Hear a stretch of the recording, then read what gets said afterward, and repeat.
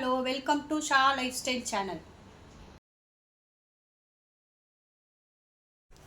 இப்போ நம்ம என்ன பார்க்க போறோம்னா சிம்பிள் அண்ட் ஹெல்தியான பீர்க்கங்காய் தோல் சட்னி. இப்போ அதுக்கு என்னென்ன தேவையான பொருட்கள்னு பார்த்துடலாம். இது வந்து பீர்க்கங்காவோட தோல் இந்த மாதிரி சீச்சிட்டு வாஷ் பண்ணி வச்சுருக்கேன்.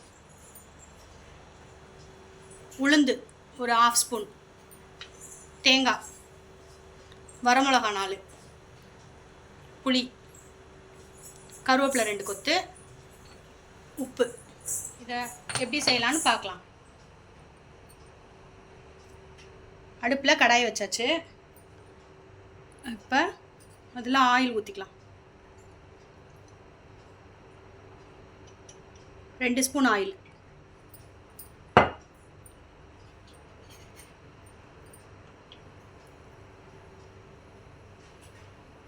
ஆயில் காஞ்சிடுச்சு.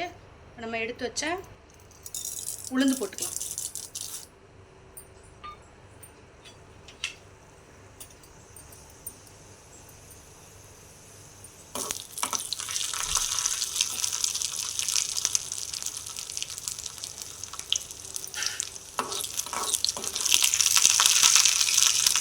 இந்த அளவுக்கு உளுந்து வந்து கலர் மாறணும்.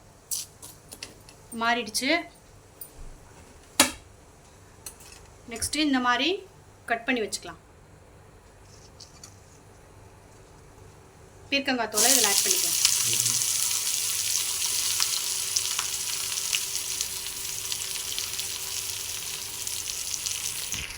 இதுக்கு தேவையான அளவு உப்பு ஆட் பண்ணிக்கலாம். நல்லா ஒரு 5 நிமிஷம் எண்ணெயிலேயே வதங்கட்டும்.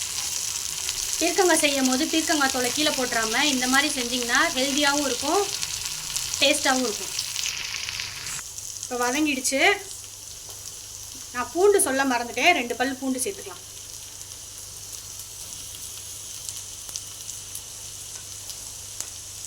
நெக்ஸ்ட்டு அதோட எடுத்து வச்ச தேங்காய், கருவேப்பிலை, இதை நல்லா வதக்கிக்கலாம். வதங்கிடுச்சு. நம்ம வரமிளகாவும் புளியும் சேர்த்துக்கலாம். சேர்த்துட்டு 2 நிமிஷம் வதக்கிட்டு அடுப்பு ஆஃப் பண்ணிடலாம். இப்போ நம்ம வதக்கி வச்சது ஆறிடுச்சு. இதை மிக்ஸி ஜாரில் சேர்த்துக்கலாம்.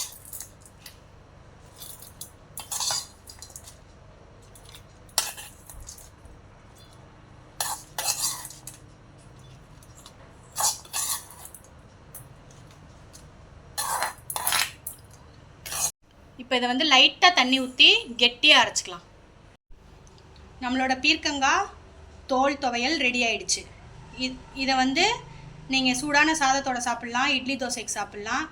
ரொம்ப டேஸ்ட்டாக இருக்கும். இது வந்து எங்கள் ஆயாவோட ரெசிபி. வீடியோ பிடிச்சிருந்தா லைக் பண்ணுங்கள், ஷேர் பண்ணுங்கள், சப்ஸ்கிரைப் பண்ணுங்கள். பாய்.